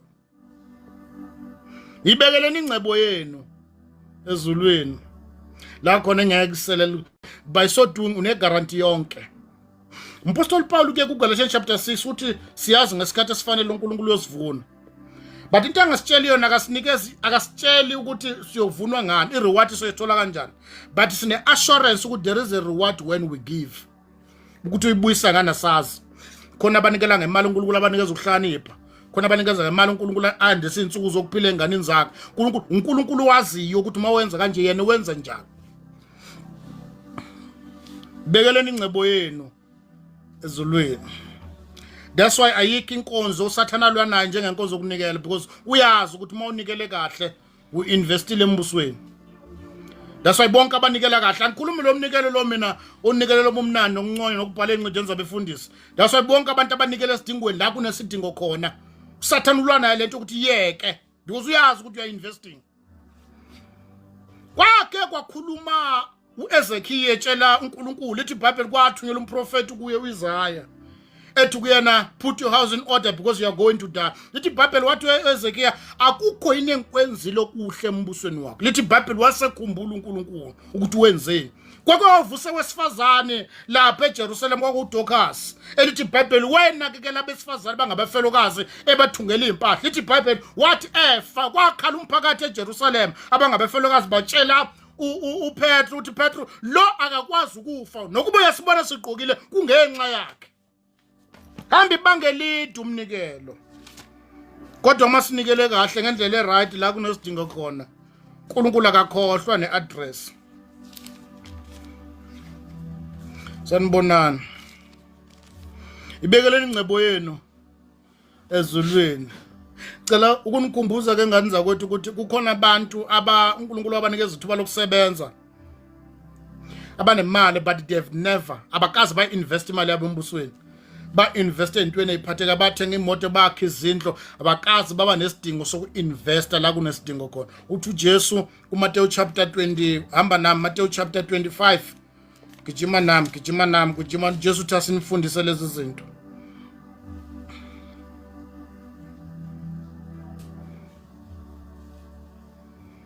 Verse number 32, chapter 25, verse number 32, Matthew chapter 25, verse number 32. This is an investment. It's the indlela yoku-invest embusweni. Mina ngiyazi ukuthi watshela ukuthi thengela umfundisi imoto, thengela abantu bani, angikuphikisi lokho ukuthi uJesu kunezinto ayicizelela in his kingdom. Ukuthi nayo into yokwenza. Chapter 25, verse number 32. 32. Iza kubuthela phambi kwayo izizwe zonke. Ibahlukanisa abanye kwabanye njengomelusi ehlukanisa izimvu nezimbuzi. Kuyakuba khona izimvu nezimbuzi ngalelo langa. Verse number 33, imisa izimvu ngakosokunene sayo, kepha izimbuzi ngakosokhohlo. Kepha inkosi iza kuthi kwaba ngasokunene sayo, sanini nina enibusisiwe kubaba, nidla ifa lombuso enawulungiselela soloko kwasekelwa umhlaba. At verse number 35, ngokuba ngangilambile. Ngicela uthathe serious le uyithathe serious wena nesonto lakho nebandla lakho nana le uyithathe serious. Ayikho into ebuhlungu njengokuthi kube nomuntu ogijima ibanga kodwa gijima endaweni errong. Ngoba kunabantu abathi banikela but banikela endaweni errong. UJesu uthe asinifundise Matthew chapter 28 verse number 20, nibafundise konke enganifundisa khona. Uyithathe serious ke, angiphika isidaba esonto lakho mina. There is a blessing when you give a something like God, you touch a serious again. It's an investment in the kingdom. Ngayithathika ncane. Bakwazi abantu bokulamba phambi kwakusoloko uthi wena umfundisi umthengele imoto. Manje uDecember kubhisi ngama appreciation. Bakhanda ama appreciation kothenga imoto kunezalikazi ezihlala endlini ezinethayo. Kunabafana kumanje bafuna kunomfana esikhonza naye udinga ukuthenga lo mshini ogunda utshani. Ngeke bakwenza lokho ngoba kunemuntu oyedwa kuthiwa isibusiso sivela kuye. Jesu akazayisho leyo nto le. We give where there is a need. That's why even in the Old Testament kwakunikelela abafelokazi, abafokazi, abapriesti, intandane. Kwakunikelela kwazi ukuthi kunesidingo khona. Akazi ngoba nendoda even in the Old Testament yona even today. Umfundisi uyingxenye abantu abadingayo, everyone. Bible eJerusalem ku chapter 4 yini. Uncwadi ezenzo lithi iBhayibheli abebe namaplaza babe nezindlu badayisa ngakho baletha kubapostoli. Kwabelwa yilo nalo njengokuswela kwa, including abapostoli if bebeswele nabo bebelwa ngoba nabo bebeswele. Thatha serious lo sikufundela. Ngoba uyokubona ngelina ngoba sekulate.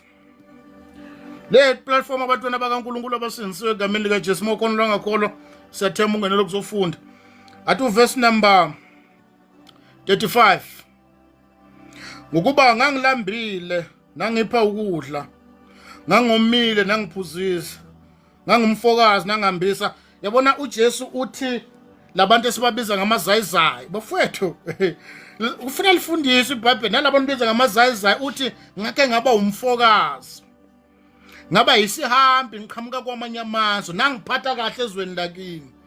Mbhalo wamaHebheru ke uthi no kunakekele ukuphatha kahle ihambe ngoba kwesisikhathi nyoza nimukela nezingilosi ningazi.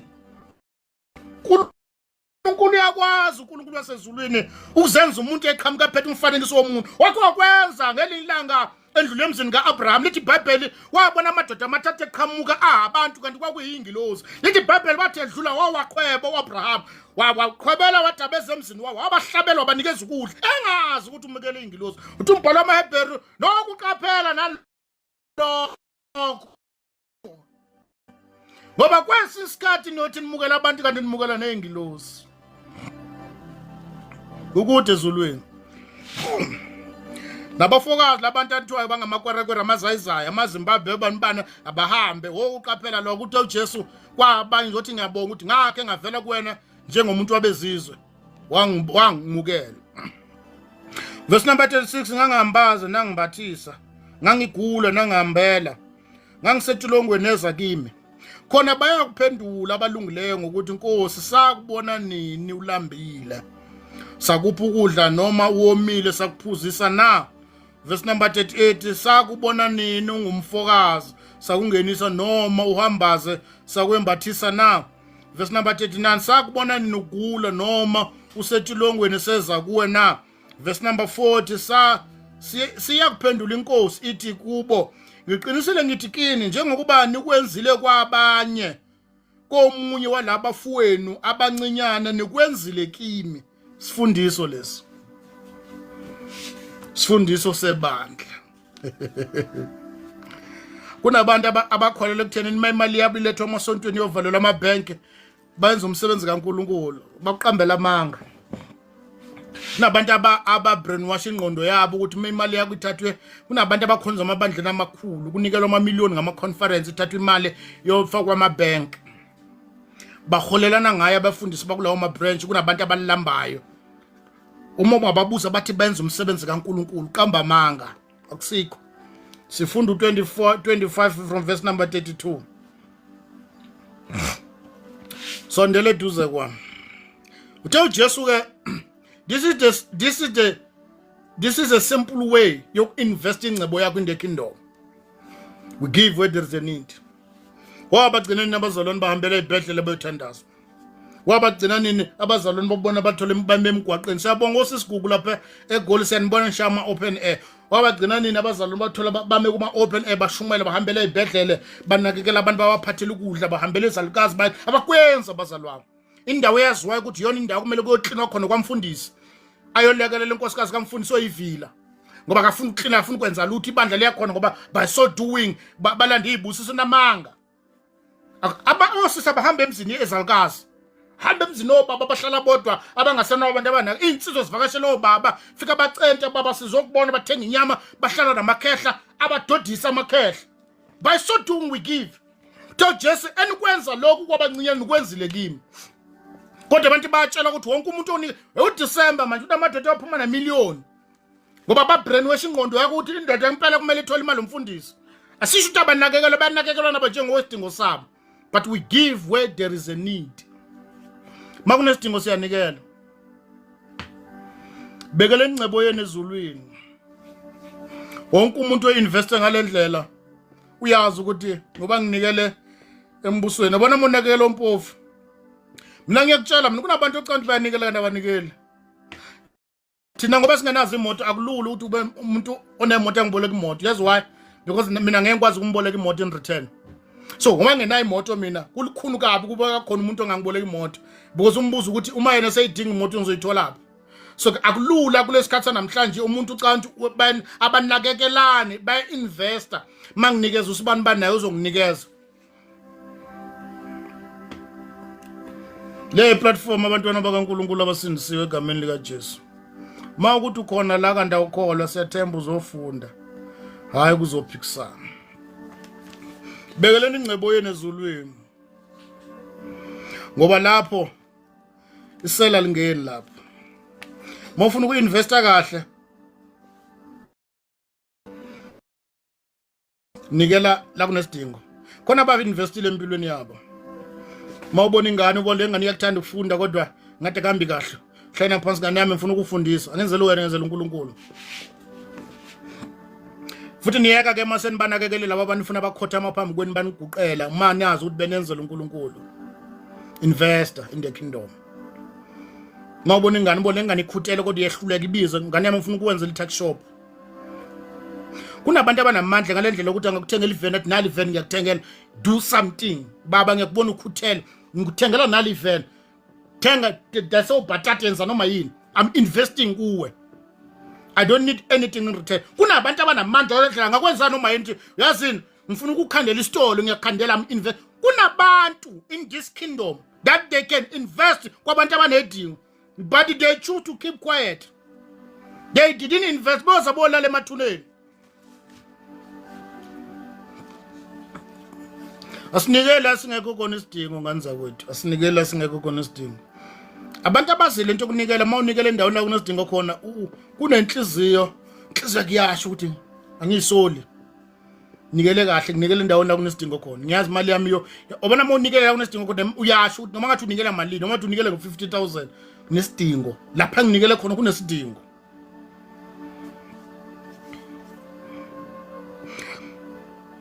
Athi verse number 24 Jesu wathi asinifundiseni lokho yabekwa ingcebo ngani zakwethu sifuna ukufundisa ngani zakwethu asibizele imali ekithi sibizele esidingweni ngiyakucizelela lokho we give where there is a need zifundise ukunikela esidingweni. Athi verse number 24 akukho ungakhonza amakhosi amabili ngokuba uyakuzonda enye athanda enye noma bambelela kwenye adelela enye ningekhonzi uNkulunkulu nomamoni umamoni imali. uJesu ubeke imali njengenkosi. Wafethu uJesu kodwa wafundisa bona bona uJesu wafundisa man. uJesu uthi imali iyinkosi yodwa nje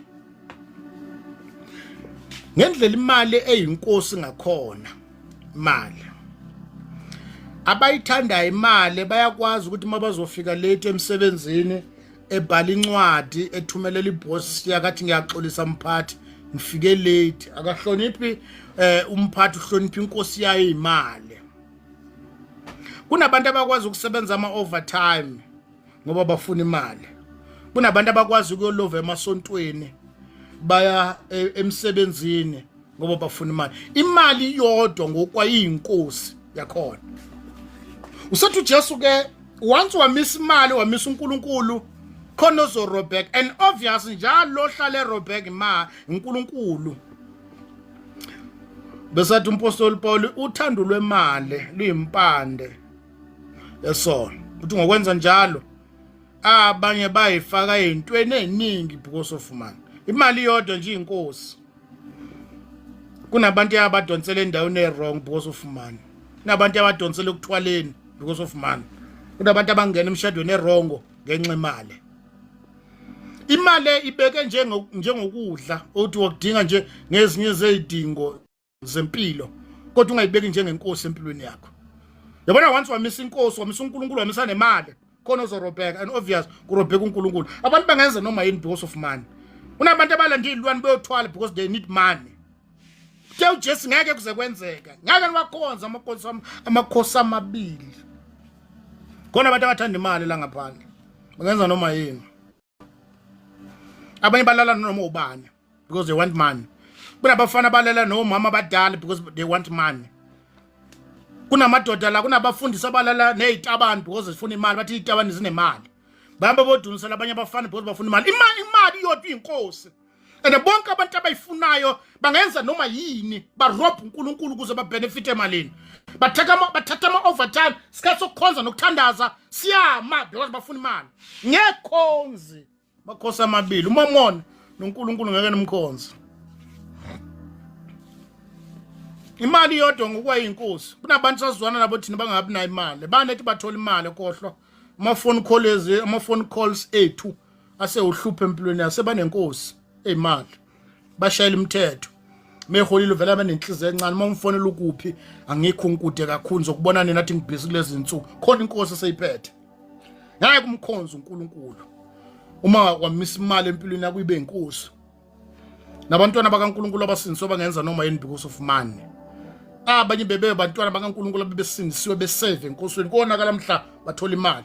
Imali yakwazi unlocka enye yeminyango kade ivalekile empilweni yakho yempakamo. Mase uyithola vele banenhliziyo encane ucontroller kwasana. Ngenxa yemali khona abantu abaphenduka abantu abadala sesibabizwa ngobhuti because they've got money. Imali yodwa nje once wayivumela benkosi phezulu kwempilo yakho uzocontroller nabazali abakuzele because unemali. Uthi ukhuluma noma ubani ekhaya kungasa amazwi abobhuti bakabadala bangasezwakala kulindeleke lo muntu onemali iyodwa imali iyodwa nje inkosi. And once wayivumela ukubusa empilweni yakho uKristu yoncipha. Nabazona abahlupha kangaka amabandleni banemali bakhonzwa imali yabo bacontrolwa yiyo.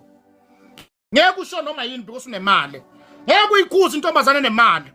That's why eningi lamantombazana enemali abakwazi ukusurvive emshadweni because banenkosi abacontrolayo angenza noma yini ngaphila noma kanjani bazokufundisa ukuthi iba independent hayi ukuthi bathi independent bafuna ube nenkosi ezokwazi ucontrol ngeke ikhonza amakhosi abemabili kusho uJesu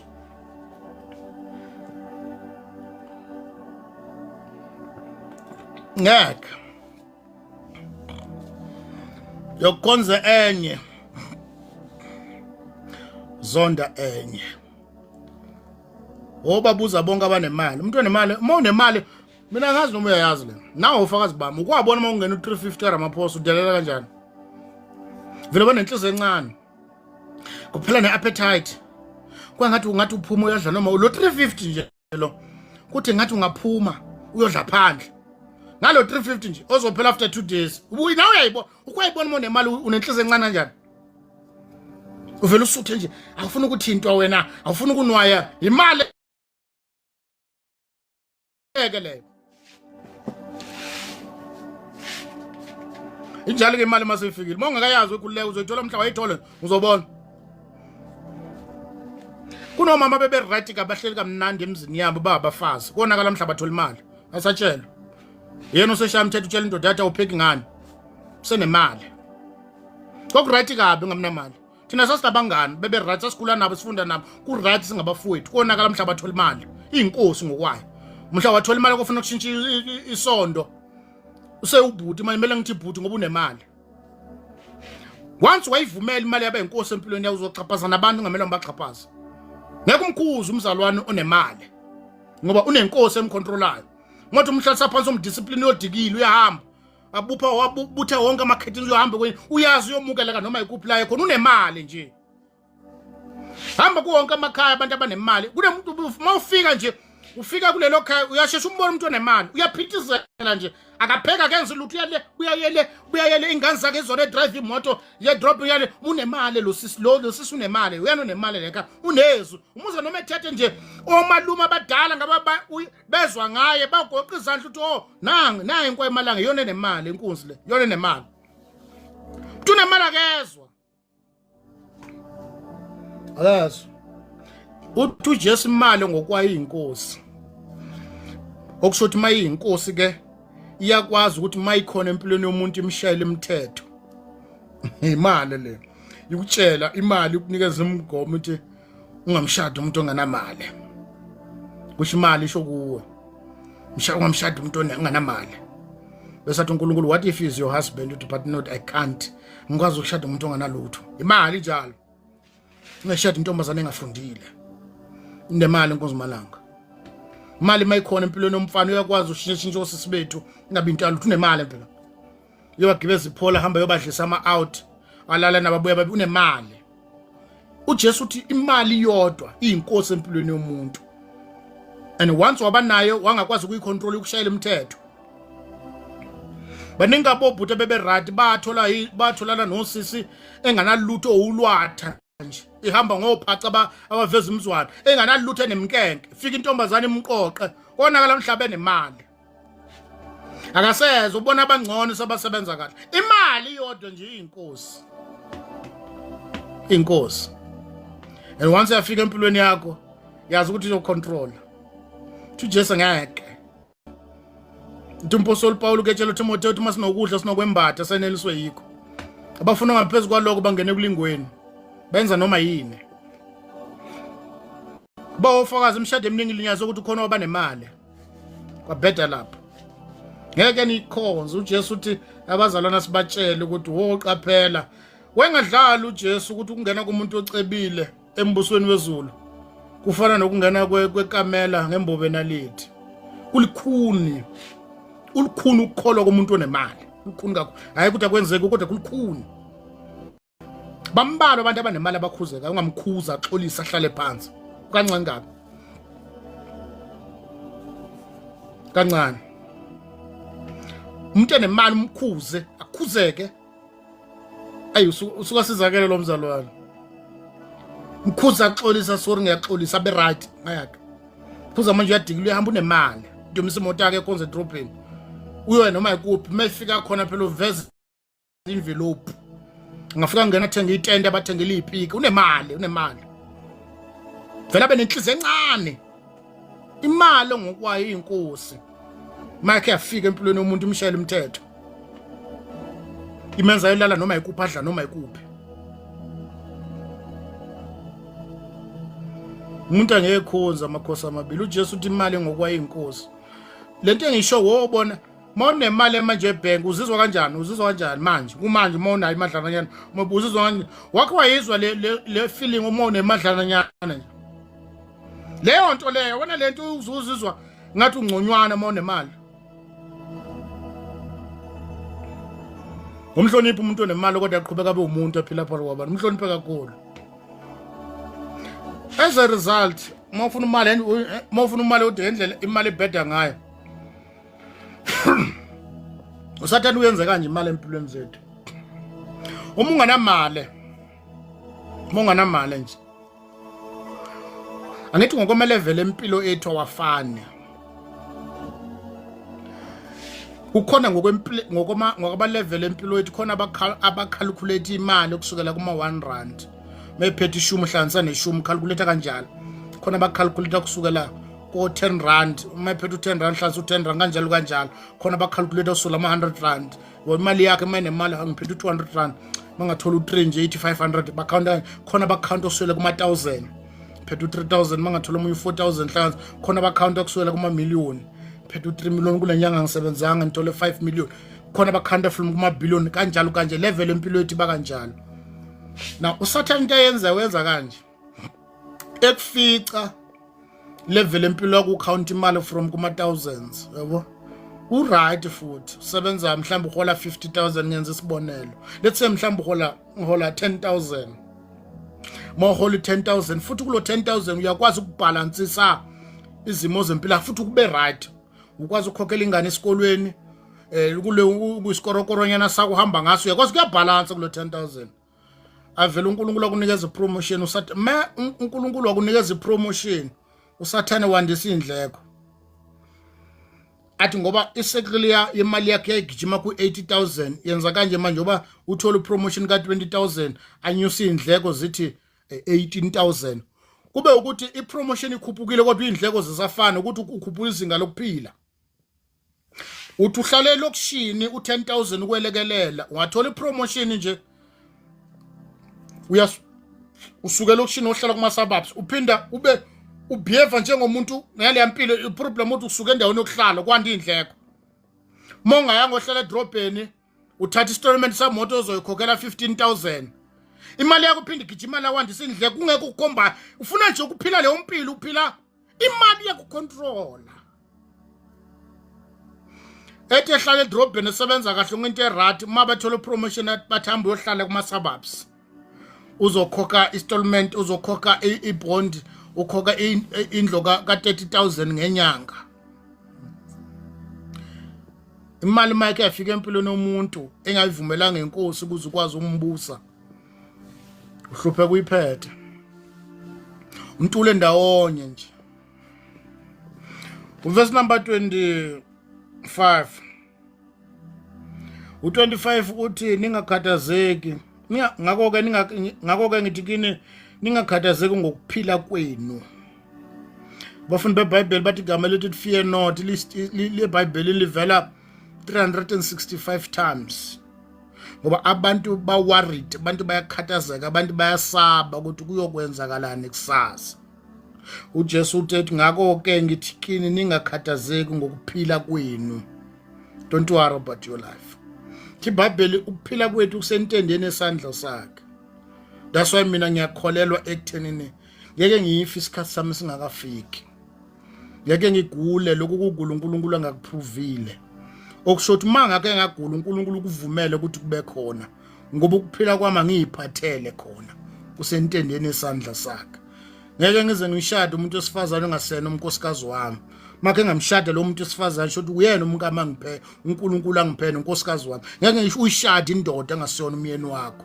uma kuthi ushadile le ndoda ufuna ukukhanda indlela yokuphila shothi uyiphiwe inkosi ngiyakhathazeka ngokuphila uthi Isaiah asike isikhali silolo labangcwele bakaNkulunkulu esiyophumelela nalona lonke ulimi lesivikela liyo kwahlulelwa impilo engikhathaza mina khona ngiphathele yona That's why ibani ukupongolo gospel bani yayithi ngiphathele impilo yami angazi mangiphathe uwe ngiyaduka something like that angazi iyo lento esho njalo uma phongolo yayithi be the first one in my life.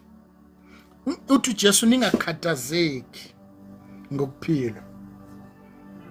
Uma abantu bekubuza ukuthi uyokwenza njani ngonyaka ozayo ngoba ungasebenza ingane ziyofunda kanjalo uNkulunkulu wathi izinkathazo zonke asiphonse kuye. Impilo yami sentendeni esandla sakhe. Angiwari ngempilo yami uNkulunkulu khona ongiphathe ngingakhathazeki ngakusasa. Uyo survive kanjani ugula kangaka uthi uNkulunkulu impilo yami iphethwe uyena. Uthe uJesu sinitshela ukuthi ningakhathazeki ngokuphila kwenu. Ngakhathazeki. I know kunabanye basikhuluma kumanje kuba ngathi base desert usele yedwa ku island kubonakala ungekho umuntu oseduze kwakho kodwa uJesu usifundisa ukuthi impilo makungafiki la khona ukhathazwa ngokuphila asiphileli thina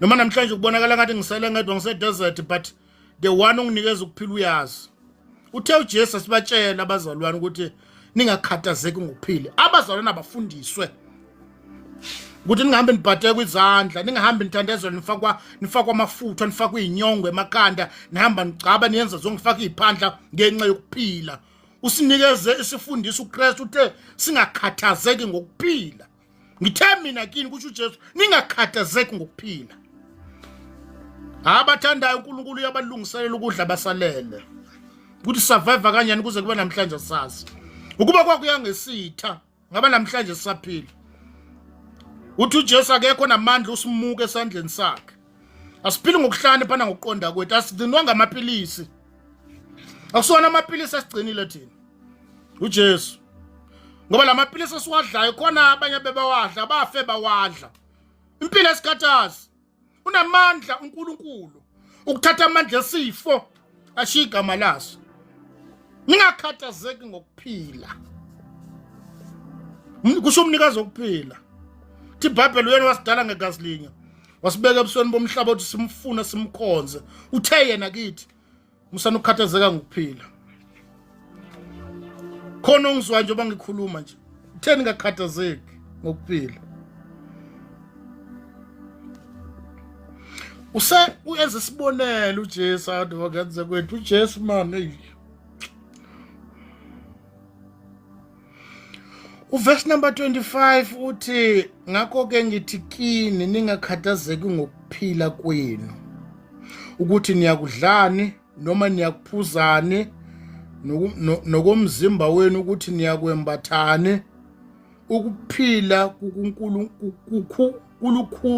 kukakhulu kunokudla nomzimba kunesembatho na yini ebalekile ukuphila kukhulu kunokudla kunesembatho what is more important impilo yenu kunokudla kanti ngitshela intombazana ishona ekhaya kuba iblame uNkulunkulu ukuthi impilo yabo akasiboni isidingo sokumkhonza ngoba sekushonwe kakhulu so ke akazi noma uzothini maye yakho uNkulunkulu ngase ngithi mina kuye ungasho njalo phela mawuziphene ukuthi ushonelwe kakhulu izinto zambe kahle usebenzi kodwa ngicela ukukutshela ukuthi yabona nje obumile kanje phambi kwami kunabantu abafana nawe nje basikhuluma kamanje basesibhedlela abanawo amehlo la ubuka ngawo mahala owarentele kunabantu abafuna ukudla imphimbo ukuginya abanawo badla ngamapayipi khona abafuna ukuchama bakwazi ukuyichamela bachama ngamapayipi khona abadinga izinso khona abadinga inhliziyo njengoba sikhuluma kanje abanye banele namashiti eseyibhedlela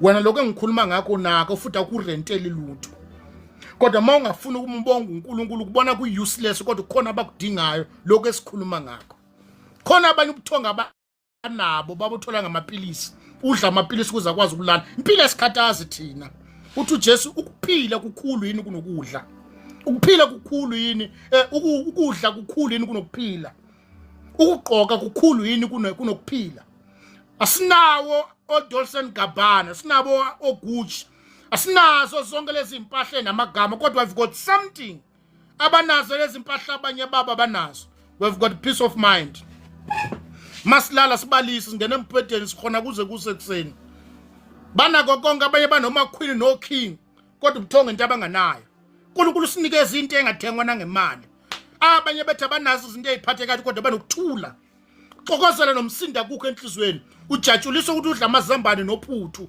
alale. Sibonga ukuphila.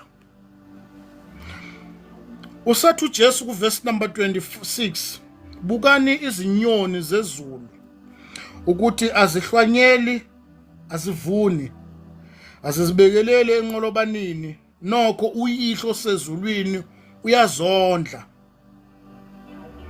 Nina kanizidluli kakhulu na. Uthethe uJesu, just imagine, bukani inyoni. Wake wayibona zitshala phi inyoni? Nake nayibona yini ibeke enqolobanini? Kodwa oyiprovide izinikeza amanzi, azinikeza ukudla uNkulunkulu. Sethu uJesu ke nina nibakhulu kakhulu kunezinyoni. Ngicela ukumamezela ebusuku uthe uJesu sifundisa abazalwane ukuthi bakhathazeke ngokuphila. Athi verse number 27, ngumuphi kini ongalekela ubudeni bakhe ingalo ibenye ngokukhathazeka na? Ningakhathazeki ngesembatho na? Qaphelani imiduzi yasendla ukuthi imile kanjani, akayikhandleki kayiphothi. Verse number 29, kepha ngithi kini noSolomoni ebukhazikazini bakhe bonke wayembathisile akomunye wawo. Verse number 30, uma uNkulunkulu embathisa kanjalo utshani basendle obukhona namuhla ngomso obuphonswe ezikho, akayiwembathisa kakhulu nina eninokukholwa okuncane na? Athi 31, ngakho-ke ningakhathazeki ngithi kini okay, 31, ngakho-ke ningakhathazeki nithi siyakudlani noma siyakuphuzani noma siyakwembathani na? Athi 32, ngokuba konke lokhu abezizwe bayakufunisisa, ingani uyihlo osezulwini uyazi ukuthi niyakudinga lokhu konke lokhu. 33, ngakho-ke kodwa-ke funani kuqala umbuso kaNkulunkulu nokulunga kwawo, khona konke lokhu kuyakwenezelwa kunina. Athi 34, ningakhathazeki ngangomso, ngokuba ingomso iyakhathalela okwayo, katazi yosuku yanele lona. Sizobuya no chapter 7 kule platform abantwana bakaNkulunkulu abasindisiwe. Bakhona la ngakholwa siyathemba ungenele ukuzofunda ekuphikisana. Tshumayela sentabeni yaqhubeka. Sifundiso lesi uJesu wathi akufundiswe ibandla. Before sikhuluma ngama dimension, before sikhuluma ngama 3 step of glory, unabantu abakhathazeke ngempilo, nabantu abakhathazeke ngokugula, nabantu abangasizakele ezintweni eziningi engama basics yokukholwa in the gospel.